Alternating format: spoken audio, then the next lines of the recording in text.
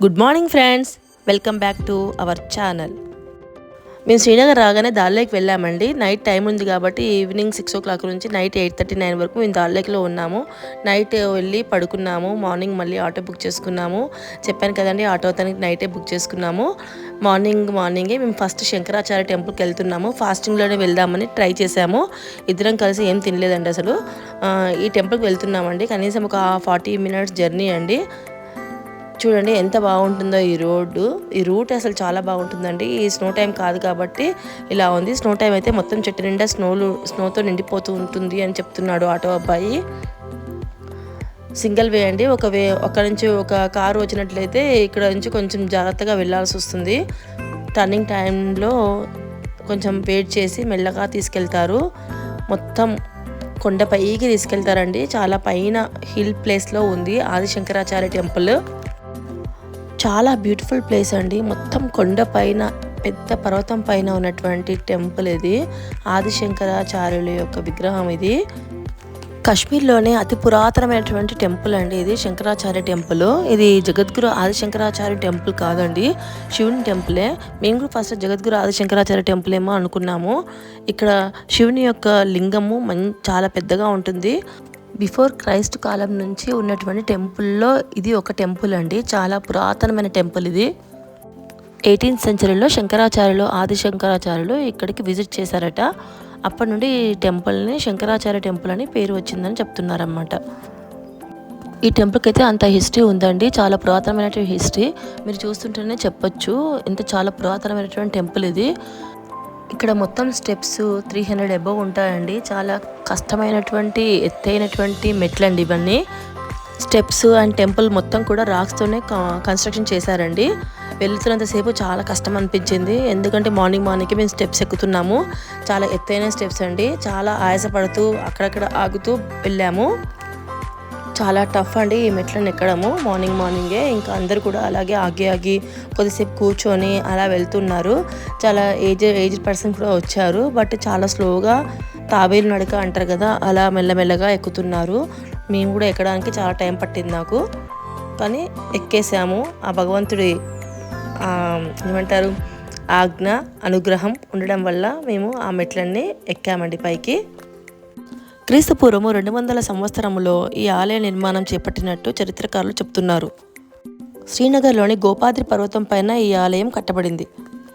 క్రీస్తు శకము 9వ సంవత్సరంలో సాక్షాత్తు శివావతారమైనటువంటి ఆదిశంకరాచార్యులు ఈ యొక్క మందిరానికి వచ్చినట్టుగా శాస్త్రాలు తెలుపుతున్నాయి. మేము వెళ్ళిన రోజు చాలామంది ఉన్నారండి, భక్తులు చాలామంది వచ్చారు. ఇంకా పైకి వెళ్ళిన తర్వాత చాలా పీస్ఫుల్ అనిపించింది. చాలా అసలు ఎంత పాజిటివ్ పవర్ ఉందంటే అక్కడ మొత్తం ఇంకొకటి కొండ పైన కదండి ఉన్నది. మొత్తం పైనుండి మొత్తం శ్రీనగర్ మొత్తం కనబడుతుంది. అంత పైన ఉన్న ఈ టెంపుల్కి ఎక్కడమే కష్టతరము. ఎక్కిన తర్వాత అలసట అంతా వెళ్ళిపోతుందండి. ఎందుకంటే అంత పీస్ఫుల్గా పైన ఉంది ఆ వాతావరణము. ఆదిశంకరాచార్యులు గారు రచించినటువంటి సౌందర్య లహరి అమ్మవారి యొక్క ఆ యొక్క గ్రంథాన్ని ఈ యొక్క ఆలయం ద్వారానే ఆయనకు ప్రేరణనిచ్చిందని చెప్తారు. ఈ గోపాది పర్వతం పైననే ఆదిశంకరాచార్యులు సౌందర్య లహరిని రచించారు. గోపాద్రి పర్వతాన్ని అర్ధనారీశ్వర తత్వంతో పోలుస్తూ రాయడం జరిగింది. మేము వెళ్ళిన రోజు చాలామంది భక్తులు ఉన్నారు. ఆ పెద్ద క్యూ లైన్లో నించున్న తర్వాత కూడా లైన్ చాలా స్లోగా ముందుకు మూవ్ అవుతూ ఉంది. పైకి వెళ్ళిన వాళ్ళు కిందికి తొందరగా రావట్లేదు. అక్కడ అనౌన్స్మెంట్ కూడా చేస్తూ ఉన్నారన్నమాట, దర్శనమైన వెంటనే కిందికి రండి అని. కానీ ఎవరు కూడా రావట్లేదు, మెల్లగా వస్తున్నారు. ఎందుకంటే ఆ పైనుండి మొత్తం శ్రీనగర్ వ్యూ కనిపిస్తుందండి. శంకరాచార్యుని టెంపుల్ కూడా మంచి సిటీ మధ్యలో ఉంటుందట. ఎందుకంటే అక్కడికి వెళ్ళిన వాళ్ళు ఎవరు తొందరగా కిందికి రావాలని అనుకోరు. అంత కష్టపడి పైకి ఎక్కినప్పుడు తొందరగా రావాలని ఎలా అనుకుంటాము. అందుకే అందరూ కూడా స్లోగానే కిందికి వస్తున్నారన్నమాట. చుట్టూ ఎన్విరాన్మెంట్ చాలా బాగుందండి. ఒకవేళ స్నో పడి ఉంటే మాత్రం, స్లో ఉన్న టైంలో వచ్చి ఉంటే మాత్రం చాలా అందంగా ఉండేదండి. ఇంకొక మెమరబుల్ మూమెంట్ ఉండేది ఈ టెంపుల్. ఇప్పుడు కూడా ఏమి తక్కువ లేదండి. అంత పైకి ఎక్కిన మెట్లు ఎలా మర్చిపోతాము, 400 మెట్లు మినిమము, కాబట్టి 300 అబోవ్నే ఉంటాయండి. చాలా కష్టతరంగా ఎక్కాం కాబట్టి శంకరాచార్య టెంపుల్ని అసలు మర్చిపోలేము. ఇలా పైకి ఎక్కిన తర్వాత ఆ గుఫలో నుంచి లోపలికి వెళ్ళాలండి. గుడి చుట్టూ ఒక లైన్ ఉంటుంది, ప్రదక్షిణ లాగా లైన్లో వెళ్ళాలి. గుడి లోపలికి వెళ్ళిన తర్వాత ఈ విధంగా ఉంటుందండి మందిరు. నేను వీడియో తీయడానికి ట్రై చేశాను, కానీ అక్కడ వీడియో తీయొద్దని చెప్పారు. నేను మీకు అక్కడ ఉన్నటువంటి లింగాన్ని చూపించాలని మీకు పిక్ పెడుతున్నానండి. ఈ విధంగా శంకరాచార్య టెంపుల్లో శివుడు ఈ విధంగా ఉంటారు లింగ రూపంలో. ఇది ఆది శంకరాచార్య టెంపుల్ అండి. లోపల శంకరాచార్యులు తపస్సు చేసినటువంటి గుఫ ఉంటుంది. మనం ఇంతకుముందు చూసింది శంకరాచార్య లింగ శివుడి గుడి అండి. ఇది ఆది శంకరాచార్య టెంపుల్. ఇక్కడ లోపల శంకరాచార్యులు తపస్సు చేసినటువంటి గుఫ. ఈ గుఫ చాలా చిన్న మార్గం ఉంటుంది. ఇంతకుముందు చూసారుగా, బయటికి వస్తున్నారు వేరే వాళ్ళు, మేము లోపలికి వెళ్తున్నాం అన్నమాట. లోపల ఈ విధంగా ఉంటుందన్నమాట. శంకరాచార్యుల వారు ఇక్కడ కూర్చొని తపస్సు చేసేవారని చెప్తున్నారు. ఈ విధంగా మేము అక్కడ దర్శనం చేసుకున్నామండి. చాలా హ్యాపీగా అనిపించింది. నేను ఇక్కడికి వచ్చే వరకు శంకరాచార్య టెంపులే అనుకున్నాను. లోపల లింగం చూసిన తర్వాత చాలా హ్యాపీగా అనిపించింది. మార్నింగ్ శివుడి దర్శనం చేసుకున్నామన్నంత సంతోషము, ఆ శివుని యొక్క అనుగ్రహం పొందినంత అదృష్టం మాకు దొరికిందన్న సంతోషం చాలా అనిపించింది. తర్వాత ఇక్కడ నుంచి వ్యూ చూడండి, వ్యూ పాయింట్ మొత్తం శ్రీనగర్ అంతా కనిపిస్తూ ఉంటుంది. కాశ్మీర్ను పరిపాలించినటువంటి శాండీ మ్యాన్ ఈ ఆలయాన్ని నిర్మించాడు. కాలక్రమేణా శిథిలావస్థకు చేరినటువంటి ఈ ఆలయాన్ని క్రీస్తుపూర్వము 426 నుండి 365 వరకు కాశ్మీర్ని పరిపాలించినటువంటి గోపాదిత్య పునర్నిర్మించాడు. ఈ చక్రవర్తి పేరు మీదే ఈ పర్వతానికి గోపాద్రి పర్వతం అని పేరు వచ్చింది. మొదటి నుంచి ఈ ఆలయాన్ని గోపనాథ్ ఆలయం అని పిలిచేవారు.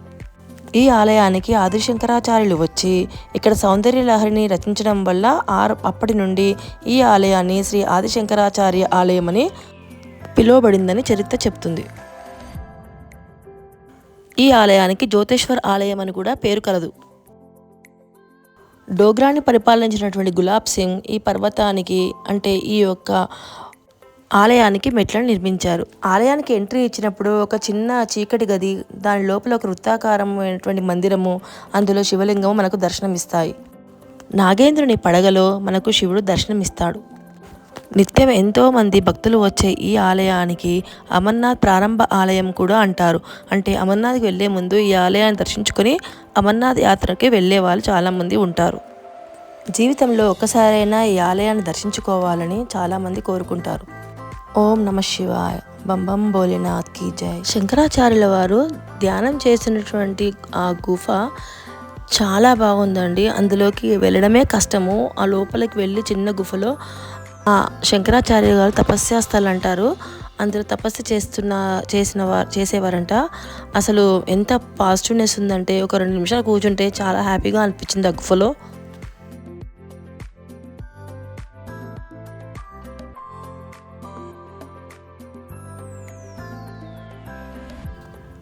చూస్తున్నారు కదండి, మొత్తం స్టోన్స్ తోటి కట్టినటువంటి ఈ టెంపుల్ శంకరాచార్య టెంపుల్, శివుని టెంపుల్ అండి, పరమేశ్వరుని టెంపుల్. పైనుంచి అయితే శ్రీనగర్ చాలా బ్యూటిఫుల్ అండి, చాలా అంటే చాలా. అసలు చూస్తున్నారు కదా మీరు కూడా, అంత పైనుంచి చూస్తుంటే అసలు చిన్న చిన్న ఇల్లులు కనిపిస్తున్నాయి, చిన్న చిన్న హౌసెస్ లాగా కనిపిస్తున్నాయి. చాలా బ్యూటిఫుల్ అండి చూడడమే. ఒకవైపు దల్ లేక్లోని వాటరు, ఒకవైపు మంచు కురుస్తున్నట్టుగా మబ్బులు, ఇంకోవైపు శ్రీనగర్ యొక్క హౌజెస్ అండ్ మేమున్న పీక్ ప్లేస్ శంకరాచార్య టెంపుల్ చాలా అందంగా అనిపించిందండి. చాలా హ్యాపీ, చాలా మంచి మెమరీ. నెక్స్ట్ అక్కడ నుంచి కిందికి వస్తూ ఉన్నప్పుడు అక్కడ గౌరీకుండ అని ఒకటి కనపడుతుందండి. లెఫ్ట్ సైడ్కి మనము వెళ్ళాలి. అక్కడ చిన్న లేక్ లాంటిది ఉంటుంది, అది కూడా చాలా అందమైన ప్లేస్ అండి. గౌరీకుండని వాటర్ ఉంటుందన్నమాట. అక్కడ కూడా వెళ్ళాము, అక్కడ దర్శించుకున్నాము. నెక్స్ట్ మాది శంకరాచార్య టెంపుల్. మార్నింగే మేము దర్శనం కంప్లీట్ చేసుకున్నాము. Very happy. మీకు చూపించడం కూడా చాలా సంతోషంగా ఉందండి. ప్లీజ్ నా యొక్క వీడియోస్కి సబ్స్క్రైబ్ చేయండి, లైక్ చేయండి, ప్లీజ్ షేర్ చేయండి. మన హిందూ సాంప్రదాయానికి సంబంధించినటువంటి ఇంత పురాతనమైనటువంటి టెంపుల్ మీకు చూపించాను. శ్రీనగర్లో ఉన్నటువంటి చాలా ఫేమస్ అండ్ ఓల్డెస్ట్ టెంపుల్ కాబట్టి మీరందరూ షేర్ చేసుకొని చూడాలని ఆశిస్తున్నాను.